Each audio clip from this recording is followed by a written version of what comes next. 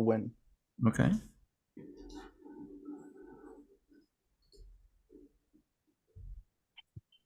You're ready to go in 3, 2, let's go, Oscar, whenever you want. Okay. And 3, 2, 1, roll it down, Gosha.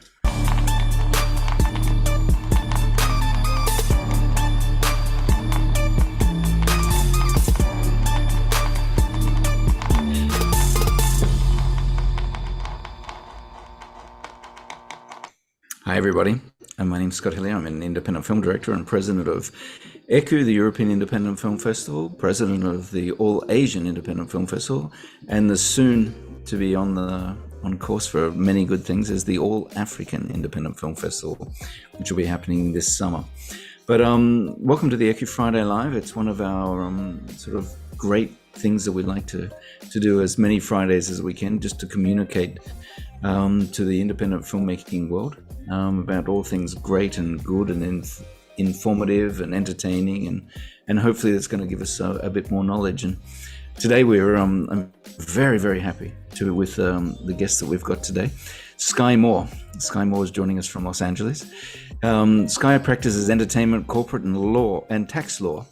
He's been practicing in the entertainment industry since 1981, and he represents producers, sales agents, foreign distributors, and financiers, and he's handled some of the largest financial transactions in Hollywood. He's well known in Los Angeles for closing high-dollar cross-border entertainment deals, which is obviously sounds amazing and sounds like a freeway of excitement and all that about his life, which I can't wait to delve into shortly. We found him through his YouTube channel, which is a great resource that I highly recommend that everybody follows and looks at, and giving very simple, very complicated advice in a very simple manner about things that matters a great deal to independent filmmakers, because, you know, as creative and as cool as we are and whatever, it only works when we've got some money to make these great films that we've got. So very, very happy to talk to Sky today, who's joining us from Los Angeles. So Sky, thank you very much for joining us here. Why don't you tell us a little bit about you and your journey up to this point? I'm Sky Moore. I'm a partner at Greenberg Glusker. I am handle the corporate entertainment issues and financing in particular. As my background, I am the author of a very popular book called The Biz. And if you don't have it, you should get it, because it's a very cogent, short summary of the entertainment industry business side. It was the textbook for a course I taught at the UCLA Law School. I taught at the UCLA Business School. I taught at USC Law School. So I've been, I teach this for a while. That was the genesis for that course, the YouTube course that you mentioned, which is under Sky Moore. That course is actually basically a recording of the courses that I taught at the law school and the business school. And I have a monthly Forbes column that is under my name, Skylar Moore. And I have a newsletter. If anybody wants to join, just send me an email send me an email that says add to smore@ggfirm.com, my email. And I'm glad to be part of the show today. Okay, so good. Tell us a little bit. I mean, I have not bought the book yet. I will, but tell me a little bit about what's in the book and what I will learn from that in my goal to keep making films. Sure, it's the title gives it away: the basic business, legal, and financial aspects of the film industry, and it goes from beginning to end of the business side. How do you raise money? What kind of entity do you use? Security laws, copyright, trademark, right of publicity. What happens if somebody goes bankrupt? Distribution agreements, production, completion bonds. Everything that can face you on the business side of the industry. It's just, it's now in its 6th edition. It's a very popular book. It sold over 50,000 copies. Everyone in Hollywood has it, and it's just kind of the Bible for the business side of the industry. It's very interesting, and I mean, you've mentioned it several times now, the business, and I just had a discussion with my staff because, you know, I lived in New York and I went to NYU and Columbia, and I worked a lot in Hollywood. Okay. And I was just explaining to them a lot that the film business is the film business, and they should be very cognizant of that. It's not a case of you turn up with a beautiful gem of a story and people are going to fall over themselves and do this. You have to be aware of this. So, you know, buying your book, reading your book is obviously a very important thing. About what advice would you give to independent filmmakers who are listening to this right now?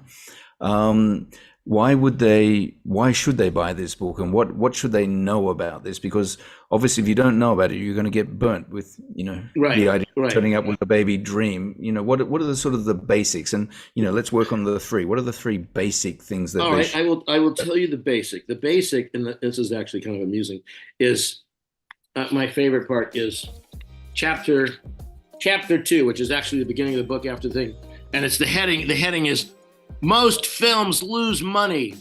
All right, because you want, and I start with that premise. It's so important to know that in this industry, it is absolutely a losing business. It is an uphill slog. Most films lose money, and the rest really follows from that. How do you find the money? How do you protect yourself? How do you deal with distribution? Why is it that most films lose money? There's a whole fundamental law of supply and demand about that. Who has power in the industry? When you're sitting at the table between a producer and a distributor, who has power? Who has power between the studios and the streamers now? And you know, so you have to know the basic economics, and then what do you pitch when you're looking for money? What is it that sells? What is it that are you pitching projections, or are you pitching the sexiness of the industry? And then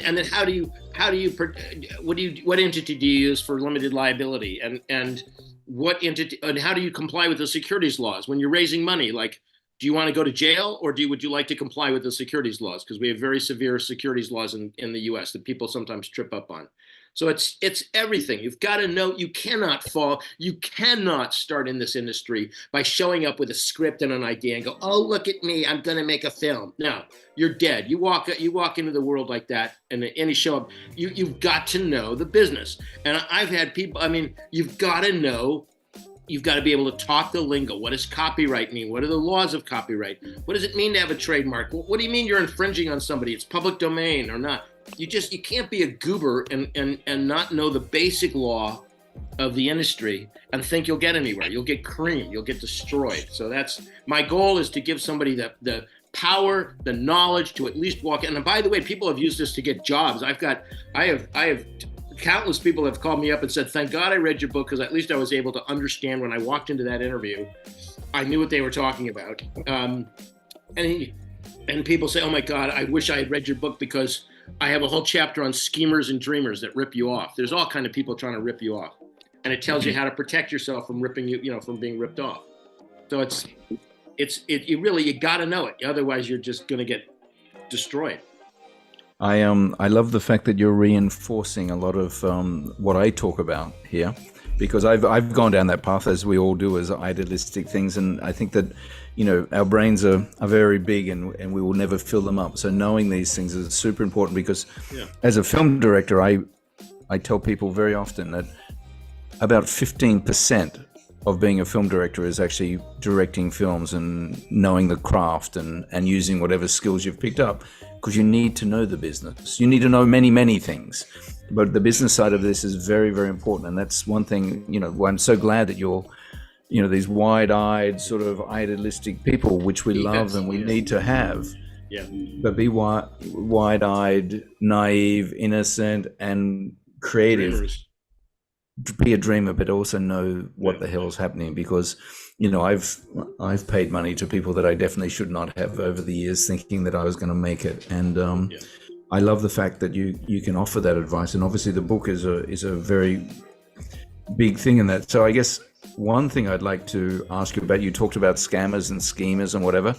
let's start on the positive of this. But have you out of your book or your teachings or your whatever, have you got some success stories? Have you seen a success story that you went, wow, they listened and they did it properly? Do you have something you'd like to share with us? Oh, absolutely. I've had several that were, that I'm very proud of, where I guided, somebody came in with an idea, or they had a wonderful idea, and I helped them make it happen. There was a little film called, a Japanese film called The Grudge that got remade in the U.S. and became just wildly popular. There was another little idea called The Butler I did all the finance. I do all the financing for it. So what I do is people have ideas and dreams, and I try to make it reality. That's what I do. So somebody walks in and they said, "I've got an idea," and a lot of the films have really worked out. I do Oliver Stone's. We represent Jim Cameron. So I do kind of the behind the scenes, make it happen. That's my goal, and a lot of them work out. Have you got any disaster stories, shall we wish, that have happened, that you've seen something go dreadfully wrong that somebody would have gained by reading your book? Look, I get the horror stories are somebody shows up and they say, "Oh my God, I put, literally, and I've had this happen. I put $2 million in escrow because someone told me they were going to show up with $20 million and somehow they stole it." I get that all, or I went and raised money and now the SEC and the SEC is now criminally indicting me for securities fraud because I didn't comply with the securities laws. I get that. I get the calls, unfortunately, to try to bail people out after they get in trouble, but that's because they didn't do it right to start with. So yeah, that happens. That definitely happens.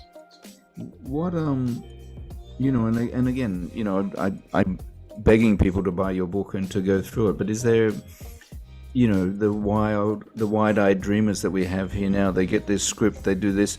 Is it better to read the book, obviously, but is it better to engage a lawyer and a financier to go through this stage with them?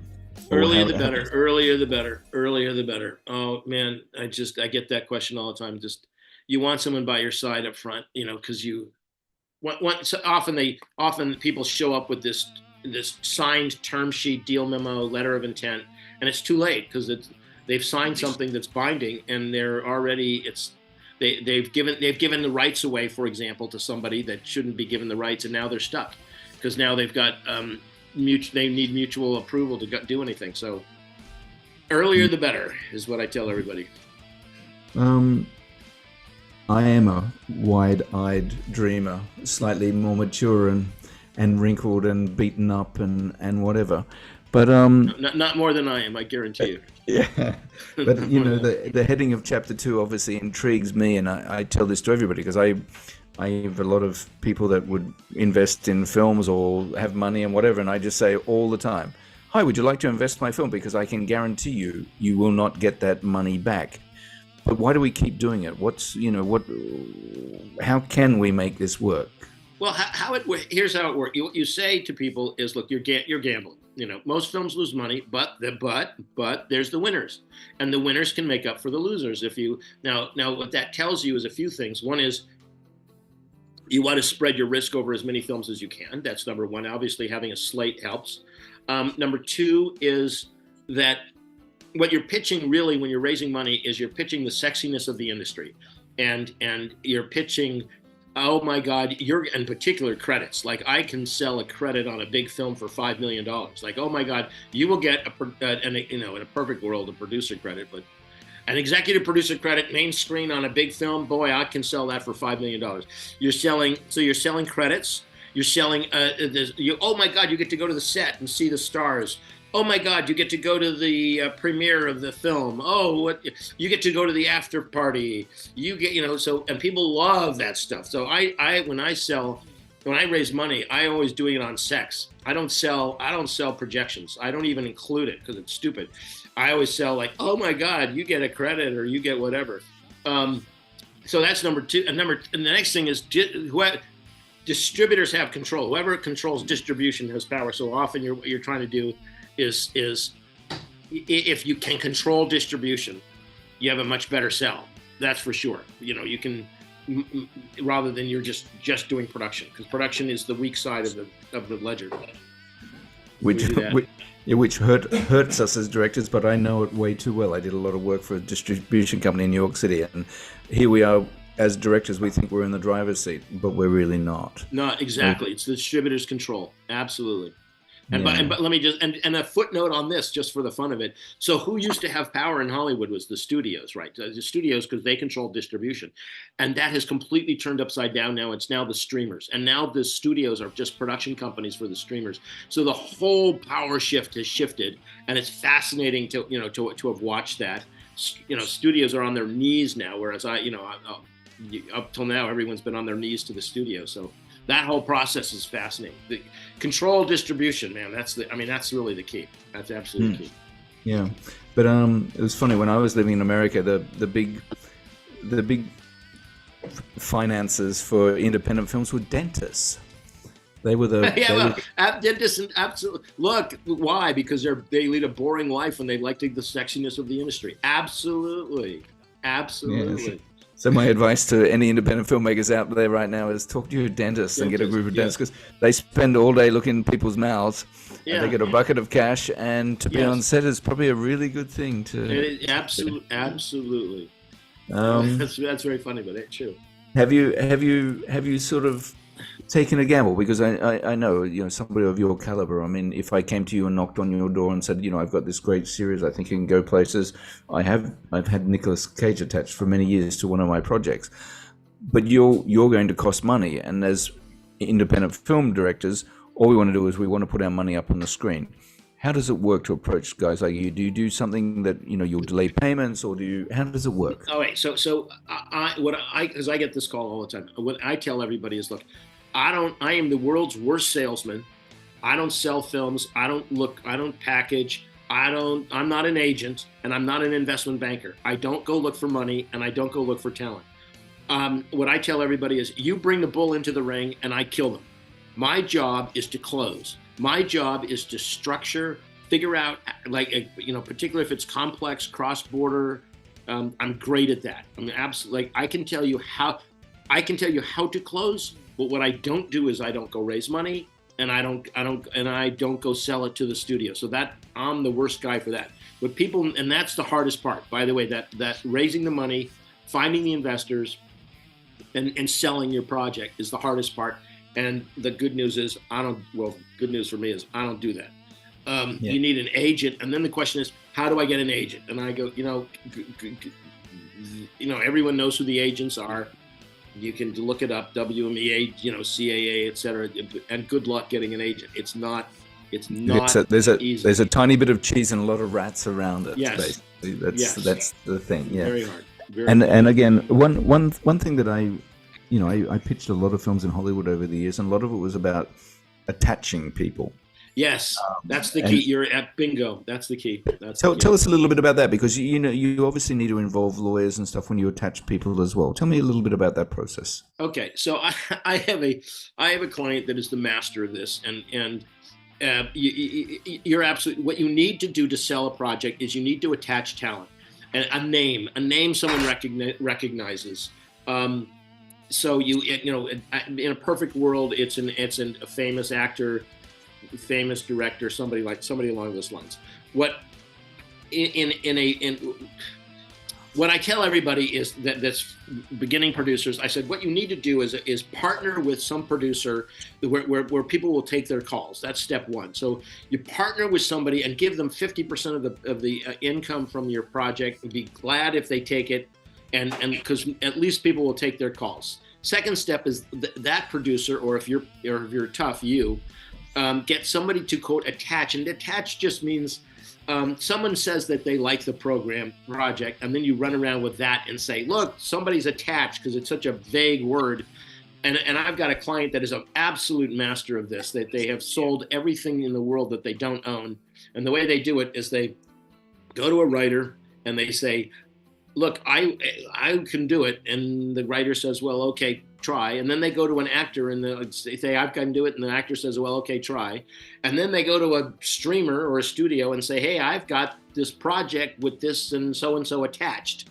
And they sell it. And I have now sold many things that we don't own and then end up owning it because now we go back to everybody and say, oh, by the way, we've made a sale. And so that's, absolutely, we do that all, I do that all the time. I've got, just to pick one right now, which is interesting, is Scarlett Johansson is famous actress, but she's going to direct a film. She's, quote, attached to that. And now we're selling it based on her being attached. And so that's, and because people like, the name is what matters, which is interesting. So we do it all. I remember going into meetings with my sort of executive producer and a great script, of course, and everything's great, and they didn't even want to know what the story was about or whatever. It's just, who have you got attached? That's exactly. Who do you got attached? So the question is, what does it mean to be attached? And it doesn't take much.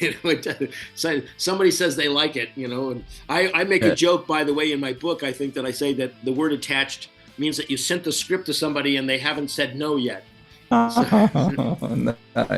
No, I am. Well, it cost me a little bit of money in escrow to get Nicolas Cage attached for a while. Yeah, but that all. We all try to see. We try to avoid that. We try to avoid having to. We try to get them to say we like it without, and then claim they're attached. Is kind of the game. Yeah, that is a game that I ran away like a scalded cat after that. Okay, so Sky, this is amazing and it's great, and again, we're not about bursting bubbles for everybody. We're just giving everybody a reality check here, and you're obviously the man to do that. So we appreciate that very much. But I'm going to pass you on to Rodrigo, who's the man that brings the power day after day to Écu, and he runs this all. We're going to throw a few questions at you, if you don't mind, from some of the Écu crew. I love it. So Rodrigo, it's all yours, man. Our first question comes from Gabriel. Yes, thank you, Sky, for all this very important information. I just wanted to ask, in your opinion, what do you think AI, artificial intelligence, is doing to filmmaking budgets? Do you have any experience with that? Is that kind of thing? Yes, I've written extensively on this question, and what you should do is go on my Forbes. What you should do is go on my Forbes articles. I've written it over and over and over on AI, and if you send me an email, I will be glad to package those articles and send them to you, because AI is the future. It's what's happening. Here's what's going to happen. It is not going to be long before an entire feature-length film is written, directed, produced, completely done, and just with AI, including the script, the characters, the visuals, the music, everything. It's going to happen. The more you can harness that as a producer, the better you are, because you can bring down the cost tremendously. The cost of the films it's going to go down to like 10% of what it costs now to make a film. You're going to bypass the guild. What's going to happen is it's going to bypass the guilds. It's going to bypass the Writers Guild, the Screen Actors Guild, the Directors Guild, and those are huge costs for making films. And that's going to get absolutely wiped out. And the guilds are going to go crazy on this question. They're going to fight tooth and nail, but they can't stop it. Can't stop technology. So the bigger issue, so number one, costs are going to come way down. 2, you should all harness it.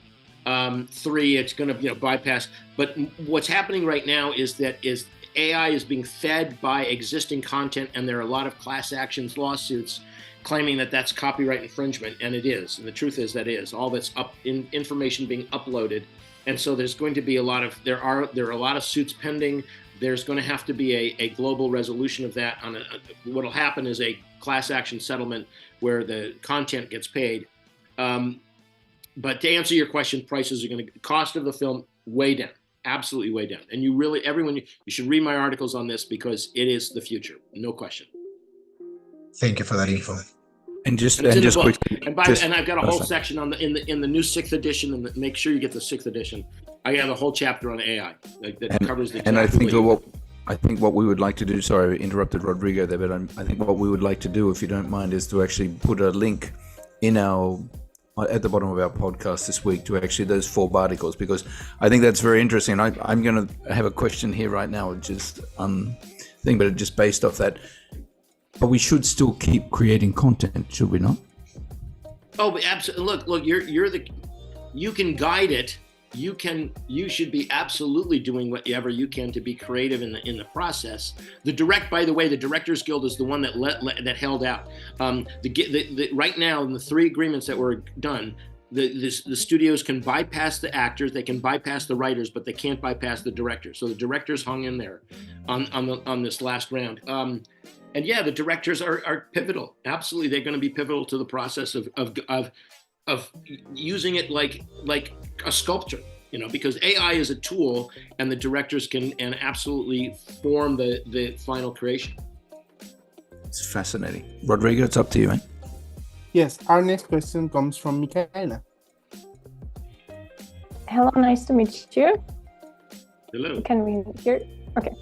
I have a question, because we're an independent film festival and we also have a student category at our festival. What would be a simple advice from you to beginning filmmakers or student filmmakers or independent filmmakers who are at the beginning of their filmmaking journey and don't know absolutely anything about or even where to start?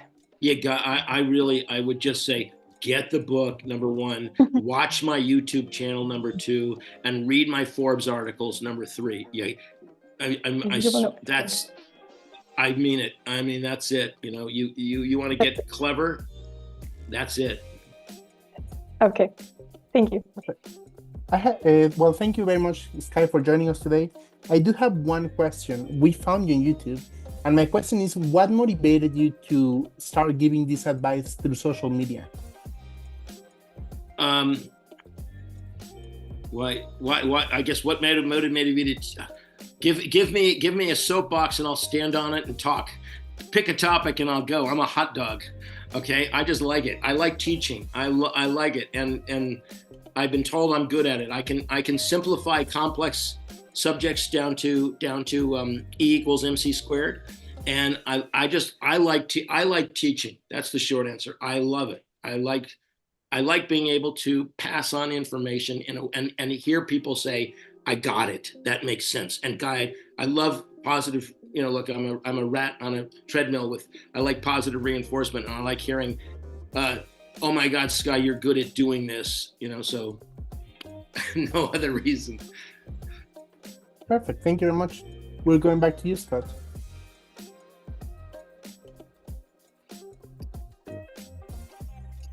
Scott, you have your microphone closed. You're on mute. Yeah, I'm good. I'm done now. So Sky, not only have we, opened everyone's wide-eyed, naive look and opened their eyes more, but actually given them a bit more of a glint in their eyes because of the knowledge. I'm very, very happy about that. And also, I have to say, I love hearing people who are saying there's something new out there and we have to embrace it, because otherwise, if we don't embrace it and we don't sculpt it, it's going to fucking run over us. Oh, totally. So, yes, get in charge. Look, here's it's an opportunity and a threat, but the opportunity is learn it, adopt it, embrace it. It's coming. Can't fight it, and use it. Absolutely. I love that attitude. I love it very, very much. And I won't sit here and keep asking for advice out of anything, because obviously it's all in your book and your YouTube. I mean, I've watched the YouTube and I love it. And again, we'll recommend it. And I think that we definitely will put a link to the Forbes articles at the bottom of our podcast, because I've been doing this for a long time and I'm still chasing money. My dentist doesn't give me enough money to go off and make films. But can I tell you where to look for money? Go to Saudi. Right now, it's Saudi Arabia. I've got a number of clients sitting in Saudi Arabia right now. And I've got, by the way, one in Kaza. I got to tell you just quick stories for the group. What I tell everybody looking for money is never give up, never give up, never give up. Okay? Well, that's all I can tell you. Never give up. I have clients that showed up, and I kid you not, with money from Gaddafi. and it was right before, it was hilarious. We were about to get on an air. He got $10 million from Gaddafi, and I'm about to get on an airplane to go get $100 million right before the revolution started. And oh my God, we had to cancel. I have a client right now in Kazakhstan raising money. I have clients in Saudi Arabia raising money. I had clients raise $1 billion. I did the Reliance deal from India for literally $1 billion into DreamWorks. You like. And then I did the China wave. I have done every wave that's ever happened since 1982. So, and the short, it's always more. Most films lose money, doesn't matter. There's always more money and a lot of it. And it's just, people love this industry. Just so you got to just keep trying. You got to, pitch the sexiness of it. It's out there, man. It's out there. Man, I love the optimism, because I had a project going for 6 years, and I had a very well-known executive producer. I had Nicolas Cage attached, and to be honest, I gave up. I had it for 6 years. That wasn't my only thing, but you've reinvigorated my thought. And I'm writing something right now for somebody in the States, and I'm like, you're right. And the idea of, and everybody listening, yes, a lot of films lose money, but there is a sexiness, and there is a credit, and there is after parties and whatever. And well, the other thing. I just worked on I'm under an NDA, so I can't say who it was, but I worked on a recent film, a very big film with some quite famous people, but it was also rubbish, absolutely rubbish, but they managed to get it through. So, if those rubbish films can keep making it through, please, all of you independent filmmakers out there, keep going. And this is great advice from Sky. Don't give up, and don't give up. Yeah. So, I think it's late here in Paris, and we have a lot of viewers all over the world, and I'm very conscious of your time, and I'm so grateful that you shared these wisdom. And it's a slap in the face to a lot of people, but it's exactly necessary. Read books, become knowledgeable, know a lot about what the hell you're talking about, because the dreamers are great, and we need dreamers. We're all dreamers, but you also need a bit of hard-nosed knowledge, which will come from your book and the articles, and I will definitely be reading it, and the idea that you're embracing the idea of AI and how we can use that is masterful. Let me just add one thing, which is that there's the dreamers and there's the schemers, and I want to tell everybody that's watching or listening, don't pay $1 to somebody that claims that they're going to bring more money later. Don't do it. There's so much fraud out there. If somebody says to you that if you pay them, $10, they'll come back with 100. Tell them, show up with the 100 and I'll pay you 20. But when you show up with the money, all right, don't pay. There's so many schemers out there. Don't fall for it, please, because the independent film producers are the suckers for this. No, because we're all desperate. That's and they play on their desperation. So yes. Yes. Great advice, great knowledge. Everybody, buy the book. Listen to the YouTube. I listen to it. It's fabulous. And Sky, it's a pleasure, man. And next time I'm over in LA, I'm definitely going to look you up and have a chat. Please do. Okay, everybody. Just a quick one on us. Just a little plug for the European Independent Film Festival. We're the biggest independent film festival in Europe. Where we'll be in April. Submissions are open. It's very simple what we do. We